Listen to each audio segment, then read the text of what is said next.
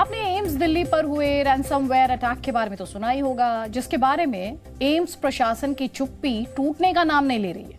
अभी तक ये नहीं बताया जा रहा कि एम्स के सर्वर हैकर्स के चंगुल से छुड़ाए जा चुके हैं या फिर नहीं। हालांकि धीरे धीरे डेटा रिकवर होने की बात जरूर कही जा रही है, जिसकी वजह से ऑनलाइन ओपीडी चालू हो चुकी है। लेकिन देश के सबसे बड़े अस्पताल पर इतना बड़ा साइबर अटैक कैसे हो गया, इस सवाल का अभी तक कोई आधिकारिक जवाब देश को नहीं मिला है। इसलिए इस सवाल का जवाब जानने के लिए जी न्यूज ने एम्स के सिस्टम में घुसकर एक इन्वेस्टिगेशन रिपोर्ट तैयार की है, जिसमें हमें जो जानकारियां मिली हैं वो आपको कहीं और नहीं मिलेगी। लेकिन सबसे पहले मैं आपको एम्स दिल्ली का एक सर्कुलर दिखाती हूं। ये मई 2021 का सर्कुलर है, जिसमें बताया गया है कि एम्स पर लगातार ईमेल स्पूफिंग और फिशिंग अटैक किए जा रहे थे। इन अटैक्स का उद्देश्य सेंसिटिव डेटा को चोरी करना था और सिक्योरिटी को ब्रीच करना था। इस एक्सक्लूसिव सर्कुलर में यह भी बताया गया है कि कैसे एक हैकर ने एम्स के डायरेक्टर के फर्जी स्पूफ ईमेल के सहारे एम्स के कंप्यूटर विभाग को जून 2020 में फिशिंग लिंक भेजा था। यानी एम्स के सर्वर पर हैकर्स की नजर बीते कई वर्षों से थी। अब आते हैं 23 नवंबर को एम्स दिल्ली पर हुए साइबर अटैक पर। एम्स दिल्ली पर हुए साइबर अटैक में भारत सरकार की 5 एजेंसियां, दिल्ली पुलिस की आईएफएसओ, एनआईए, सीबीआई, एनआईसी और सर्टेन जांच कर रहे हैं। इन एजेंसियों के लिए कई साइबर विशेषज्ञ जांच कर रहे हैं, जिन्होंने एम्स पर साइबर अटैक की जो प्राइमरी इन्वेस्टिगेशन रिपोर्ट तैयार की है, उसकी एक्सक्लूसिव डिटेल्स सिर्फ जी न्यूज के पास है। देश की सुरक्षा को ध्यान में रखते हुए हम आपको इस रिपोर्ट की कॉपी नहीं दिखा सकते, लेकिन इस रिपोर्ट में क्या लिखा है वो हम आपको बता रहे हैं। इस रिपोर्ट के मुताबिक एम्स के ई हॉस्पिटल सर्वर पर आखिरी सफल ट्रांजैक्शन 23 नवंबर को सुबह 7:07 और 49 सेकंड पर हुई थी।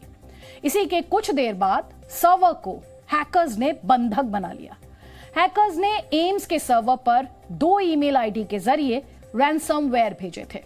पहली ईमेल आईडी थी dog2398@protonmail.com और दूसरी थी mouse63209@protonmail.com। जांच के दौरान साइबर विशेषज्ञों ने यह पता कर लिया कि एम्स पर हुआ साइबर अटैक हैकर्स ने हांगकांग में बैठकर किया था। हैकर्स ने एक ईमेल आईडी के जरिए 4 करोड़ रुपयों की कीमत के 30 बिटकॉइन भी 5 दिसंबर तक मांगे थे। हैकर्स ने धमकी दी थी कि अगर बिटकॉइन 5 दिसंबर तक नहीं दिए गए तो वो डेटा को लीक कर देंगे और एम्स दोबारा कभी भी इस डेटा को रिकवर नहीं कर पाएगा। एम्स रैंसमवेयर अटैक पर साइबर एक्सपर्ट्स की माफ कीजिएगा प्रिलिमिनरी इन्वेस्टिगेशन रिपोर्ट में और भी कई महत्वपूर्ण जानकारियां दी गई हैं, जिससे ये पता चलता है कि एम्स के सर्वर को हैक करना दरअसल हैकर्स के लिए बाएं हाथ का खेल था। रिपोर्ट में एक्सपर्ट्स ने एम्स के सिस्टम की सिक्योरिटी पर सवाल उठाते हुए कहा है कि एम्स के नेटवर्क के स्विच मिसमैनेज्ड थे, जिसकी वजह से सारे सिस्टम अपडेट नहीं हुए थे। रिपोर्ट में यह भी बताया गया है कि 23 नवंबर के साइबर हमले में एम्स के कुल 4 सर्वर हैक हुए थे, जिनमें 2 एप्लीकेशन सर्वर्स, एक डेटाबेस सर्वर और एक बैकअप सर्वर था। आज का इन्वेस्टिगेशन के दौरान ये जो हम आपको इन्वेस्टिगेशन रिपोर्ट दिखा रहे हैं जी न्यूज की, उसके दौरान पता चला कि एम्स का पूरा ऑनलाइन सिस्टम अमेरिकी कंपनी साइनाको के जिम्ब्रा ईमेल सिस्टम पर काम करता है। ये ईमेल सिस्टम हमेशा से हैकर्स के निशाने पर रहता है और एक्सपर्ट्स के मुताबिक इसी ईमेल सिस्टम की वजह से हैकर्स के लिए एम्स के सर्वर सॉफ्ट टारगेट बन गए। NIST ने एक वल्नरेबिलिटी 41352 रिलीज की थी, जो 0 डे वल्नरेबिलिटी थी। 0 डे वल्नरेबिलिटीज वो होती हैं जो इससे पहले फिक्स नहीं हुई हो और किसी को पता नहीं है, पहली बार एक्सपोज हो रही हैं। ये बड़ी खतरनाक होती हैं, क्योंकि जब तक ये इनके फिक्सेस आते हैं, पैचेस आते हैं, तब तक क्रिमिनल्स लाखों लोगों को हैक करके डेटा चुरा लेते हैं। तो जब सितंबर में ये रिलीज हुआ, पैचेस भी आए और उसके बाद जैसा कि आपने कहा अक्टूबर में फिर से एक वल्नरेबिलिटी आई। ये रेगुलरली अपडेट होने चाहिए थे, जो मिसिंग थे। एम्स के सर्वर पर ये दोनों पैचेस अपडेट नहीं थे, तो ये जिम्ब्रा की वल्नरेबिलिटी थी। ये क्या वल्नरेबिलिटी है कि इसके द्वारा कोई भी दूर बैठकर उस ईमेल सर्वर पर एक फाइल अपलोड कर सकता है जो कि मैलिशियस हो। जो कि किसी भी एक्सटेंशन का हो। नॉर्मली हर एक सर्वर पर चेक्स होते हैं कि आप कुछ रिस्ट्रिक्टेड फाइल ही डाल सकते हैं, तो वो फाइल भी अपलोड कर सकता है और उसको रिमोटली रन करा सकता है। यदि वो फाइल PHP फाइल है या ESP फाइल है तो वो रिमोटली रन भी हो जाती है। तो इस वजह से ये बड़ी खतरनाक वल्नरेबिलिटी मानी जाती है, खासतौर से रैंसमवेयर अटैक के लिए। तो ऐसा होने की संभावना है कि उसको एक्सप्लॉइट करके ये रैंसमवेयर एक्सप्लॉइट डाला गया है। कोई भी अटैक एकदम से नहीं होता, ऐसा नहीं होता कि वो मेल आई अपलोड हुआ और इनक्रिप्ट हो गया। ये मल्टी स्टेप प्रोसेस होता है, ये बहुत दिनों पहले से तैयारी की जाती है। पहले एक स्टेप स्टार्ट होता है, पहले रिकॉन होता है, सिस्टम को समझा जाता है, रिकॉनिसेंस उसको हम बोलते हैं, जिसको हम रेकी बोलते हैं। जब उसको समझ लेते हैं, सिस्टम को समझ में आ जाता है कि इसका जिम्ब्रा वल्नरेबल है, इसका लिनक्स वल्नरेबल है, या इसका सर्वर वल्नरेबल है, या इसका नेटवर्क वल्नरेबल है। वो वल्नरेबिलिटी की लिस्ट होती है कर्नल के पास। उसके बाद वो अटैक वेक्टर तैयार करता है कि मैं कैसे उसको एक्सप्लॉइट करूंगा, ईमेल भेज के करूंगा या VPN के थ्रू करूंगा, जो नेक्स्ट स्टेप होगा। तो ये जो हर स्टेप उसने फॉलो किया है, यदि हम उसका मोडस ऑपरेंडी देखेंगे तो हमारे पास 5 से 6 चांसेस थे उसको डिटेक्ट करने के। एम्स प्रशासन इस साइबर अटैक पर कोई भी जानकारी देने में आनाकानी कर रहा है ताकि इस मामले को ज्यादा तूल ना मिले। लेकिन यकीन मानिए, एम्स के सर्वर पर हुआ साइबर अटैक एम्स की लापरवाही का ही नतीजा है, जैसा कि अभी आपने एक्सपर्ट को भी कहते हुए सुना। साइबर सिक्योरिटी फर्म सेक्टरियो ने इसको लेकर एक रिपोर्ट तैयार की है और इसमें दावा किया गया है कि एम्स के कई महत्वपूर्ण अधिकारियों और कर्मचारियों के पर्सनल ईमेल आईडी और पासवर्ड्स पहले से ही लीक हो चुके थे और डार्क वेब पर उपलब्ध थे। इन ईमेल आईडी और पासवर्ड्स के जरिए हैकर्स ने एम्स के क्लाउड डेटा और कंप्यूटर्स को एक्सेस किया होगा।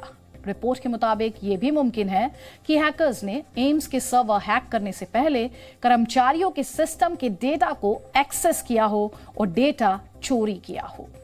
रिपोर्ट में यह भी दावा किया गया है कि किसी देश की सरकार के कहने पर हैकर्स ने एम्स का सर्वर हैक किया हो, क्योंकि एम्स के सर्वर में कई हाई प्रोफाइल लोगों के हेल्थ रिकॉर्ड दर्ज हैं।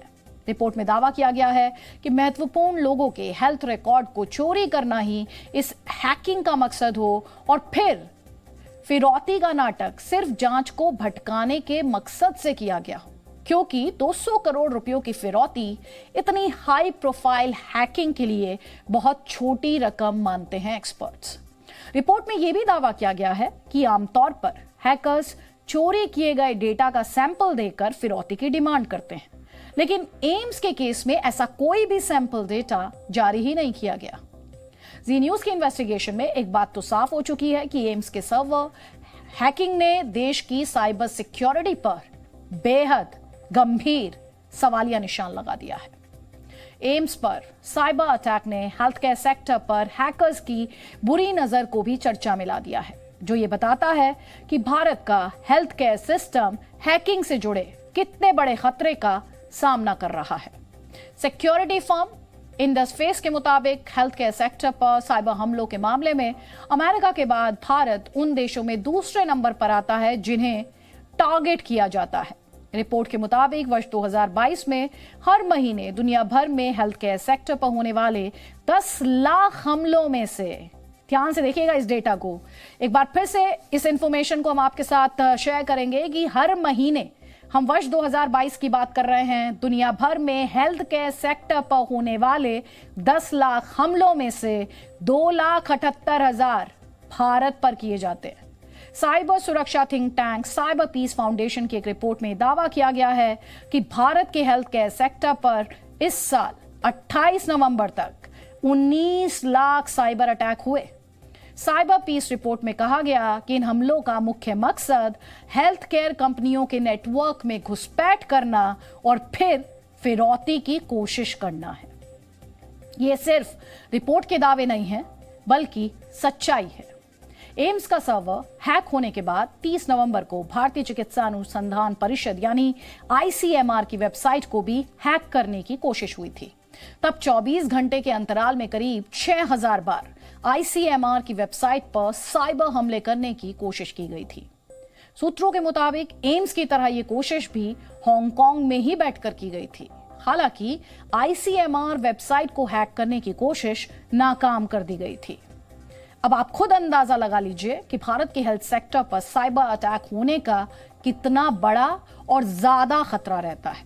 लेकिन यह खतरा सिर्फ हेल्थ केयर पर नहीं है। अब हम आपको एक रिपोर्ट दिखाते हैं ताकि आपको यह पता चले कि भारत पर किस तरह से साइबर आतंकवादी हमले कर रहे हैं।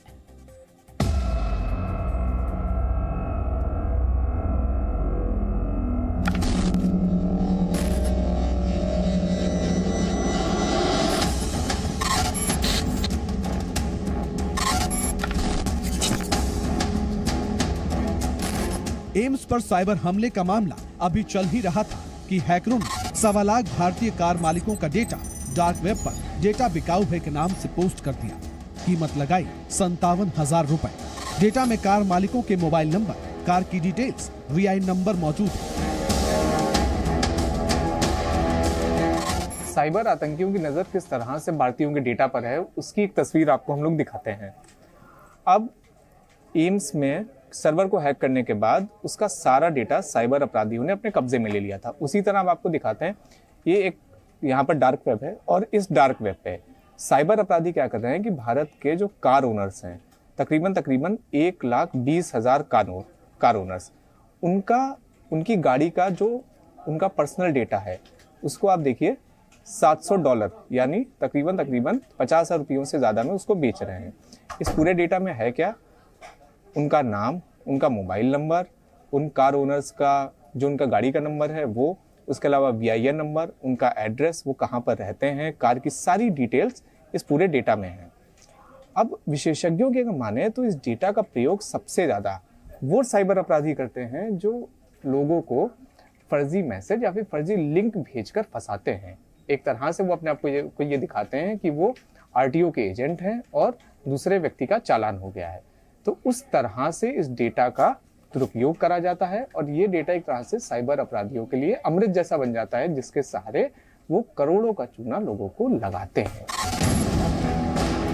कार और बाइक मालिकों के डेटा का प्रयोग सबसे ज्यादा साइबर अपराध में किया जाता है, क्योंकि इससे नाम, नंबर, कार बाइक का मॉडल और सभी जरूरी जानकारी होती है, जिसका प्रयोग हैकर मेल या लिंक के जरिए फर्जी चालान भेजकर करते हैं। आज हैकर्स इंटरेस्टेड हैं आपके सेंसिटिव पर्सनल डेटा को लेकर। वो डेटा जो मार्केट में खरीद फरोख्त का इस्तेमाल किया जा सकता है। तो लाजमी सी बात है, जब आपका कार रजिस्ट्रेशन डेटा हैक होता है और वो डार्क नेट पर उपलब्ध किया जाता है तो उसकी कीमतें ज्यादा मिलती हैं जो बेचने वाला है।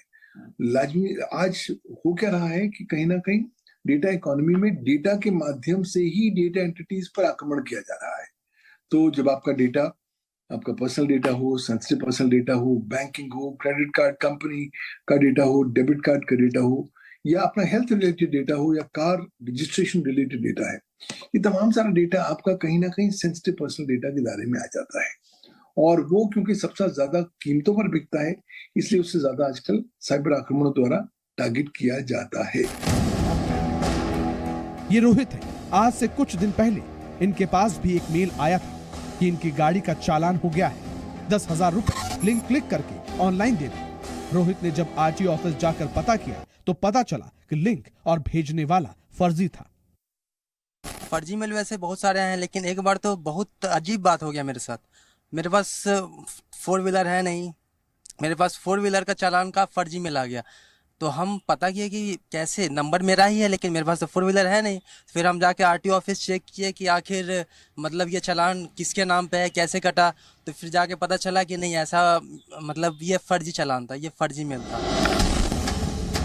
भारत में साइबर सुरक्षा की दशा को जानना है तो पिछले साल अक्टूबर में अंतर्राष्ट्रीय साइबर सुरक्षा पर निगरानी करने वाली कंपनी क्लाउड डेस्क ने abysmal state of global critical infra security नाम से रिपोर्ट जारी कर बताया था कि भारत के जरूरी संसाधन यानी क्रिटिकल इंफ्रास्ट्रक्चर पूरे विश्व में सबसे असुरक्षित है। क्लाउड डेस्क की रिपोर्ट की माने तो भारत के 13 जरूरी इंफ्रास्ट्रक्चर डिफॉल्ट यूजर नेम और पासवर्ड का उपयोग करते हैं, यानी जो यूजर नेम और पासवर्ड उन्हें डिवाइस देते समय डिवाइस बनाने वाली कंपनी ने दिए थे वो आज तक नहीं बदले गए। क्लाउड डेस्क के मुताबिक ये यूजर नेम पासवर्ड कुछ इस तरह है: user name guest, password guest 12 या फिर user name admin, password admin 123।